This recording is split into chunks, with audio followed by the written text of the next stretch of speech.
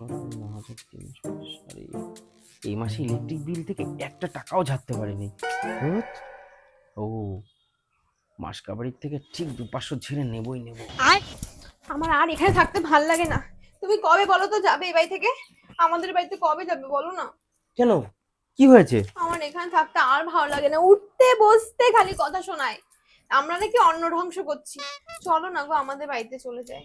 আরে শোনো, বসো বসো, মাথা ঠান্ডা করো। বয়স্ক লোক, গুরুজন মানুষ, মা বাবা এরকম বলবে, একটু মানিয়ে নেওয়ার চেষ্টা করো। আমি আর কোনো কিছু শুনবো না, আমি আজকেই বাড়ি থেকে চলে যাব। শোনো, বিয়ের আগেই তোমায় আমি বলেছি আমি তোমার বাড়ি থেকে কিচ্ছু নেব না, তোমাকে একটু মানিয়ে গুছিয়ে চলতে হবে, আর আমি বাড়ি ছেড়ে কোথাও যাব না।